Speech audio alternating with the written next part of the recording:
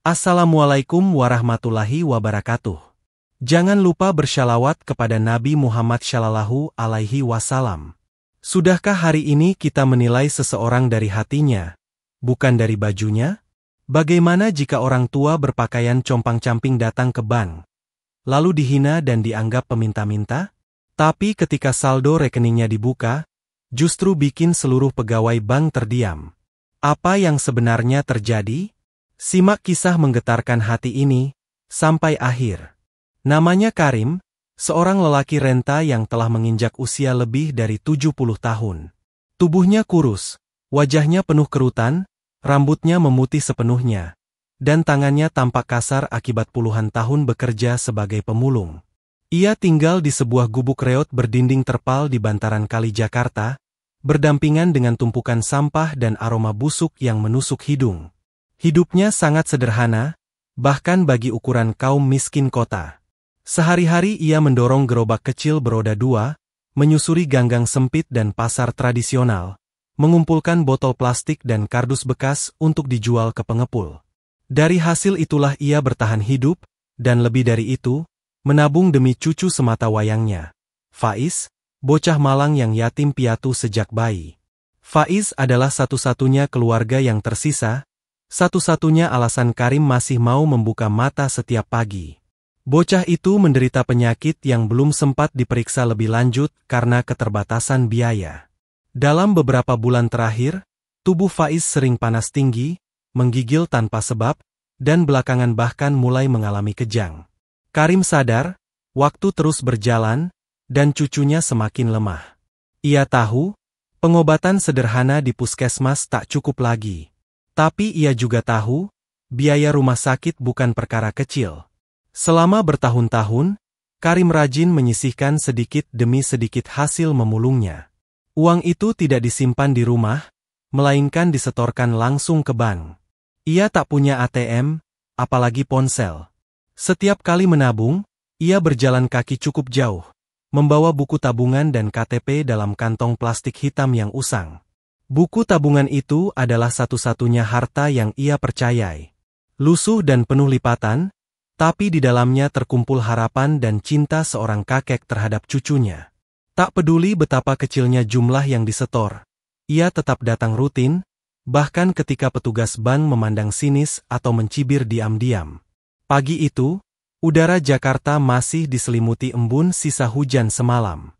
Faiz kembali demam tinggi, tubuhnya menggigil hebat di atas tikar usang. Matanya setengah terpejam, napasnya tersengal, keringat dingin membasahi pelipisnya. Karim tak bisa lagi menunda. Ia tak peduli apakah uang dalam tabungan itu cukup atau tidak. Yang jelas ia harus menariknya hari ini juga. Ia memasukkan buku tabungan dan KTP ke dalam kantong plastik, lalu mengenakan jaket sobek dan sandal jepit yang telah aus. Tanpa sarapan, tanpa banyak bicara, ia keluar dari gubuk kecil itu, meninggalkan Faiz dalam pelukan kasur tipis dan doa yang lirih. Perjalanan menuju bank ia tempuh dengan berjalan kaki dan satu kali naik angkot. Sepanjang perjalanan, orang-orang menatapnya dengan pandangan aneh. Tubuhnya bau keringat dan debu, pakaiannya dekil, dan ia menggenggam kantong plastik hitam seperti menyimpan sesuatu yang paling berharga. Tapi ia terus melangkah. Setiap langkah membawa harapan. Setiap detik terasa seperti lomba melawan waktu. Bank yang dituju berdiri megah di pinggir jalan besar. Dindingnya berlapis kaca bening, lantainya mengkilap, dan petugasnya berseragam rapi. Bangunan itu seolah berada di dunia yang berbeda, dunia yang tak pernah menyambut orang sepertinya. Namun pagi itu, Karim tetap masuk.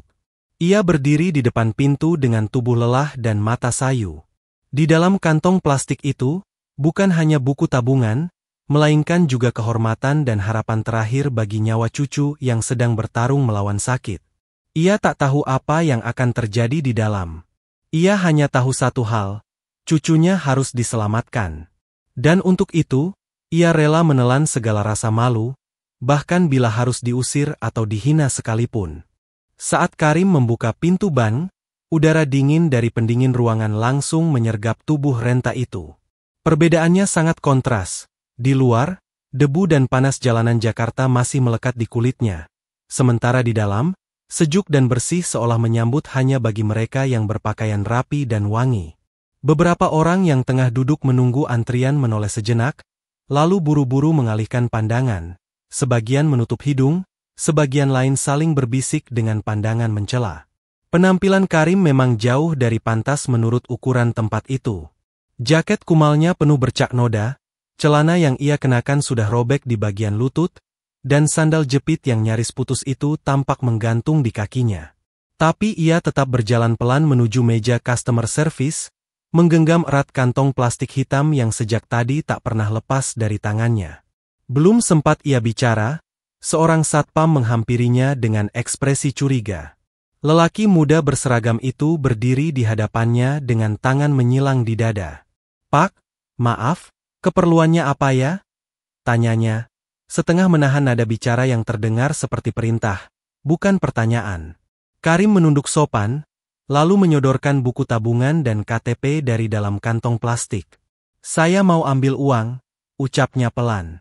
"Cucu saya sakit, butuh dibawa ke rumah sakit." Namun, satpam itu tidak langsung percaya. Ia justru mengernyit, memandangi tubuh Karim dari kepala hingga kaki. Setelah jeda singkat, ia menjawab, "Pak, kalau mau minta bantuan, tempatnya bukan di sini. Ini bank, bukan posko sumbangan." Suaranya cukup keras untuk membuat beberapa orang di ruangan itu kembali menoleh. Sebagian mulai berbisik, ada yang tersenyum sinis, dan ada pula yang menggeleng sambil mengusap ponselnya. Karim terdiam. Matanya mengarah ke lantai, hatinya perih, tapi mulutnya tak bisa berkata banyak. Ia tahu, penampilannya memang tak bisa dipercaya. Petugas teller perempuan melihat keributan kecil itu dan mendekat. Perempuan muda berseragam biru gelap itu menatap Karim sejenak, lalu bicara pada satpam dengan nada setengah berbisik, "Ada apa ini?" Sang satpam menjawab, "Ngakunya mau tarik uang, tapi saya rasa ini cuma peminta-minta." Karim mengangkat kepala pelan, lalu menyerahkan buku tabungan lusuh yang telah bertahun-tahun menampung hasil keringat dan kesabarannya. Petugas perempuan itu mengambilnya dengan enggan, lalu membuka halaman depan dan melihat nama serta nomor rekeningnya. "Tunggu sebentar," katanya tanpa ekspresi, lalu berjalan menuju belakang meja teller. Karim tetap berdiri. Ia tidak diminta duduk, bahkan tidak dipersilakan mengambil nomor antrian. Ia berdiri sendiri di sudut ruangan, dekat tempat brosur promosi kartu kredit, di antara keramaian orang-orang yang datang dengan pakaian mahal dan riasan sempurna. Kantong plastik hitam masih berada di genggamannya, seolah menjadi tameng terakhir dari rasa malu yang berkecamuk di dalam dadanya. Tak satu pun dari mereka tahu perjuangan yang telah ia lalui. Tak seorang pun yang tahu bahwa di balik penampilannya yang lusuh, ada cinta luar biasa dari seorang kakek kepada cucunya. Beberapa menit berlalu. Teller perempuan itu kini berdiri di balik meja, memanggil rekannya, lalu menunjuk layar komputer. Keduanya berbicara pelan, ekspresi wajah mereka mulai berubah. Mata mereka membesar, mulut mereka sedikit terbuka, seolah tak percaya dengan angka yang tertera di layar. Seorang supervisor pun ikut dipanggil. Ketiganya kini berdiri membungkuk ke layar yang sama, membaca informasi dari buku tabungan yang tadi diremehkan. Dan saat itu juga, ruangan yang semula dingin kini terasa menegang. Mereka mulai saling menatap, lalu menoleh ke arah sudut ruangan, ke arah Karim. Petugas teller itu kembali menghampirinya. Tapi kali ini, nada bicaranya berubah drastis. Wajah yang semula dingin, kini terlihat sungkan. "Pak, mohon maaf atas sikap kami tadi. Boleh ikut ke dalam sebentar?" Karim mengangguk pelan, masih belum mengerti. Ia hanya ingin mengambil uang. Tidak lebih. Tapi kini, seluruh suasana di bank itu terasa aneh. Ia dipersilakan duduk di ruang khusus nasabah prioritas, bahkan ditawarkan air mineral dan permen. Semua seolah berlomba memperbaiki sikap. Tapi luka yang sudah tergores sulit terhapus hanya dengan senyuman palsu dan permintaan maaf yang terlambat. Ruang kecil berpendingin udara itu biasanya hanya dihuni oleh nasabah berkemeja rapi dan bermobil mewah. Namun pagi itu, Seorang lelaki tua dengan baju kumal dan sandal jepit usang duduk di sana. Di tangannya masih tergenggam erat kantong plastik hitam yang menjadi teman setianya selama bertahun-tahun. Petugas teller yang tadi sempat menghardiknya, kini duduk di seberang meja dengan sikap penuh hormat. Di sampingnya, seorang manajer bank berdasi merah ikut hadir, membawa selembar printout dari komputer mereka. Wajahnya menunjukkan campuran rasa kaget, malu, dan tak percaya. "Pak Karim," ujar manajer itu dengan suara pelan, sopan, namun penuh kehati-hatian, "kami sudah cek data tabungan Bapak. Kami sangat menghargai kesabaran Bapak selama ini." Ucapannya menggantung, seolah ragu melanjutkan. Karim hanya mengangguk pelan, tidak banyak bicara. Ia bukan orang yang terbiasa dengan basa-basi. Baginya, satu-satunya yang penting hari itu adalah mengambil uang untuk membawa cucunya berobat. Petugas teller menyerahkan kembali buku tabungan itu, lalu meletakkan lembaran saldo yang baru dicetak di atas meja. Di sana tertulis angka yang membuat semua yang melihatnya terdiam. Rp812.360.000. Angka yang hampir mustahil dipercayai berasal dari seorang pemulung tua yang datang ke bank dengan penampilan seperti gelandangan. Saldo itu adalah akumulasi dari tabungan kecil yang disetor Karim selama lebih dari 10 tahun. 1.000 demi 1.000, 2.000 demi 2.000, ia sisihkan dari hasil memulung dan tak pernah sekalipun ia tarik. Beberapa kali bank memberikan bunga tahunan yang perlahan menumpuk. Dan tanpa disadari, jumlahnya kini mencapai ratusan juta rupiah. Semua yang hadir di ruangan itu terdiam. Bahkan petugas teller yang semula menolak melayani, kini hanya bisa menunduk dalam-dalam. Rasa malu menyelimuti seluruh ruang. Tak ada yang menyangka, di balik tubuh renta dan pakaian compang-camping itu, tersembunyi ketekunan dan kesabaran yang luar biasa. Karim hanya memandangi angka itu dengan tatapan hampa. Bukan karena ia tidak paham nilainya, tapi karena baginya, uang itu bukan soal kekayaan. Uang itu adalah doa yang dikumpulkan dalam bentuk rupiah. Harapan yang dikeringatkan setiap hari. Cinta kepada cucu yang sakit, yang tak pernah ia biarkan kelaparan meski dirinya sendiri sering menahan lapar. Manajer bank menatap Karim dengan raut serius. "Kami siap bantu transfer ke rumah sakit manapun, Pak. Kalau perlu kami antar. Uangnya aman, dan Bapak bisa ambil berapapun hari ini." Tapi Karim hanya tersenyum tipis. Ia tak ingin dihormati karena saldo. Ia hanya ingin dihargai sebagai manusia sejak awal. Setelah semua proses administrasi diselesaikan, Karim keluar dari ruangan dengan sejumlah uang di tangannya. Cukup untuk membawa Faiz ke rumah sakit terbaik di kota itu. Saat melewati ruang tunggu, orang-orang yang tadi mencibir kini hanya bisa memandang tanpa suara. Ada yang tersipu. Ada yang menunduk. Ada pula yang menyesal. Karim tak menoleh. Ia berjalan perlahan, tetap menggenggam kantong plastik hitamnya, meninggalkan jejak diam yang menyentuh hati siapapun yang menyaksikan. Hari itu, bukan hanya sebuah rekening yang terbuka, tapi juga mata dan hati banyak orang. Di sepanjang perjalanan pulang, Karim duduk diam di pojok angkot, memeluk erat kantong plastiknya yang kini berisi uang tunai secukupnya untuk membawa cucunya ke rumah sakit. Tapi isi plastik itu bukan lagi harta paling berharga yang ia bawa. Yang lebih berat justru rasa yang terus menghantam dadanya sejak keluar dari bank tadi. Perasaan dipermalukan, direndahkan, dan dinilai semata dari pakaian yang melekat di tubuh. Bukan karena ia marah, tapi karena luka itu sudah sering ia terima. Bahkan terlalu sering hingga hatinya terbiasa. Namun tetap saja, setiap perlakuan buruk yang diterima tanpa sebab membuat bagian terdalam dari jiwanya kembali tergores. Sesampainya di rumah, Faiz masih terbaring lemah. Tubuhnya makin kurus, napasnya makin berat. Tanpa menunda waktu, Karim meminjam motor tetangga untuk membawa cucunya ke rumah sakit. Di sana, ia mendaftar sebagai pasien umum, lalu membayar biaya administrasi dari hasil tarik tunai tadi. Petugas rumah sakit sempat kaget melihat lembaran uang berwarna ungu dan merah yang disodorkan oleh seorang lelaki tua berpakaian lusuh. Tapi Karim tak peduli. Ia hanya ingin Faiz segera mendapatkan perawatan terbaik. Beberapa jam kemudian, Faiz mulai ditangani. Selang infus tertanam di lengannya, oksigen mengalir perlahan melalui hidungnya, dan tim dokter mulai melakukan serangkaian tes. Karim menunggu di ruang tunggu dengan mata menerawang, duduk di kursi plastik yang keras, memeluk kantong plastik hitamnya yang tak lagi berisi tabungan, tapi masih ia genggam seperti jimat. Bagi Karim, kantong itu adalah saksi perjuangan. Benda sederhana itu telah menemaninya selama bertahun-tahun menabung dari sisa sampah, menahan lapar, menahan hujan, dan menahan hinaan. Beberapa jam kemudian, seorang relawan dari rumah sakit menghampiri. Rupanya, kisah tentang kakek renta dengan saldo ratusan juta yang sempat dihina di bank itu sudah mulai menyebar. Salah seorang pasien yang berada di bank pagi tadi merekam kejadian tersebut diam-diam, lalu mengunggahnya ke media sosial. Dalam waktu singkat, video itu viral.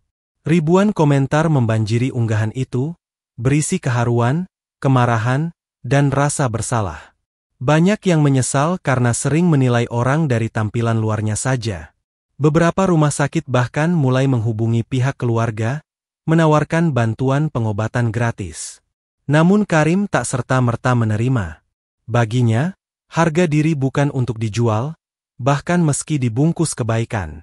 Ia tetap membayar penuh biaya rumah sakit cucunya, karena ia ingin menunjukkan bahwa kehormatan seseorang bukan ditentukan dari cara berpakaian, tapi dari bagaimana ia memperjuangkan hidup. Hari itu, Karim membuktikan bahwa luka yang paling menyakitkan bukanlah kemiskinan, tapi penilaian orang yang sembarangan. Dunia terlalu sering melukai mereka yang tak mampu membela diri. Tapi di tangan orang seperti Karim, luka itu diubah menjadi bukti bahwa kasih sayang, ketulusan, dan kesabaran bisa lebih kuat dari sekadar pandangan sinis dan ucapan kasar. Kisah tentang seorang kakek berpakaian compang-camping yang dihina saat hendak menarik uang di bank, lalu membuat seluruh pegawai terdiam setelah saldo rekeningnya terbongkar, menyebar cepat di dunia maya. Video berdurasi 1 menit 50 detik itu diambil diam-diam oleh seorang nasabah muda, kemudian diunggah ke media sosial dengan caption singkat, "Jangan remehkan siapapun, bahkan bila ia datang membawa kantong plastik." Dalam hitungan jam, unggahan itu ditonton jutaan kali, dibagikan oleh ribuan orang, dan mengundang beragam reaksi dari warganet. Banyak yang menitikkan air mata, membaca kisah perjuangan Karim yang menabung selama bertahun-tahun dari hasil memulung demi menyelamatkan cucunya. Banyak pula yang mengungkapkan rasa malu karena sering menilai seseorang hanya dari penampilan. Beberapa tokoh masyarakat, tokoh agama, dan tokoh publik pun ikut membagikan video tersebut. Bahkan, beberapa media nasional mulai menghubungi pihak rumah sakit dan mencari informasi tentang siapa sebenarnya sosok kakek dengan saldo 800 juta itu. Sementara itu, di rumah sakit, Karim duduk di samping ranjang Faiz yang sudah mulai membaik. Selang infus masih terpasang, tapi warna wajah Faiz tak lagi sepucat kemarin. Dokter bilang kondisi Faiz mulai stabil. Beberapa obat penting sudah diberikan. Karim tak henti-henti mengucap syukur. Matanya memerah, bukan karena lelah, tapi karena haru. Ia tak pernah menyangka bahwa perjuangannya, yang selama ini berjalan dalam sunyi dan diam, kini menjadi cahaya yang menyentuh hati banyak orang. Pagi berikutnya, seorang utusan dari rumah sakit mendatangi kamar rawat mereka, menyampaikan bahwa biaya pengobatan akan digratiskan, karena ada donatur anonim yang sudah membayarnya penuh. Tak hanya itu, beberapa rumah sakit besar bahkan mengajukan bantuan lanjutan, menawarkan pemeriksaan lebih lengkap dan rawat jalan gratis hingga Faiz benar-benar pulih. Karim menolak sebagian, menerima sebagian. Ia tak ingin menjadi objek belas kasihan. Yang ia butuhkan hanyalah keadilan dan kesempatan, bukan simpati sesaat. Di luar rumah sakit, banyak relawan dan komunitas mulai mengumpulkan bantuan. Beberapa orang datang ke gubuknya, menawarkan tempat tinggal yang lebih layak. Beberapa lainnya menawarkan pekerjaan ringan agar Karim tak perlu lagi mengais sampah setiap hari. Tapi ia tak tergesa menjawab. Karim tahu bahwa segala yang datang dengan cepat, bisa pergi dengan cepat pula. Ia tak ingin hidupnya berubah karena viral. Ia hanya ingin Faiz bisa hidup sehat, sekolah, dan tumbuh menjadi anak yang tahu arti hormat kepada orang tua, kasih sayang kepada sesama, dan kesabaran dalam menghadapi dunia yang seringkali kejam kepada orang-orang sederhana. Hari itu, Karim membuktikan satu hal, bahwa ketulusan, meski datang dari tempat paling gelap dan terendah di mata manusia, akan tetap bersinar ketika saatnya tiba. Bukan karena saldo ratusan juta, bukan karena video viral, tapi karena cinta dan kesabaran, yang tak bisa dibeli dengan apapun. Sahabat putra yang dirahmati Allah. Begitulah kisah nyata yang menggugah hati, tentang seorang kakek pemulung yang selama ini dipandang rendah, dihina, bahkan dianggap tidak pantas berada di antara mereka yang merasa lebih layak. Namun siapa sangka, justru dari tangan keriput dan kantong plastik hitam yang dianggap remeh, tersimpan kekuatan cinta yang tak ternilai. Cinta kepada cucunya, kepada keluarga satu-satunya yang tersisa, dan kepada hidup yang dijalani dengan sabar tanpa mengeluh.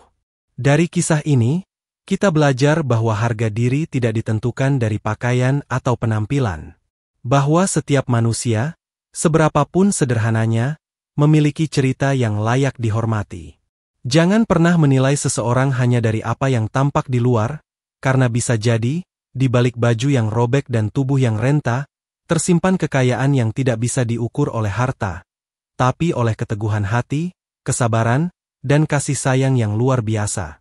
Semoga kita bisa menjadi pribadi yang lebih bijak, lebih lembut kepada sesama, dan tidak cepat menghukum hanya karena penampilan. Karena Allah tidak melihat rupa dan harta kita, tapi melihat hati dan amal kita. Jangan lupa untuk bersyalawat kepada Nabi Muhammad. Semoga keberkahan hidup senantiasa menyertai kita semua. Wassalamualaikum warahmatullahi wabarakatuh.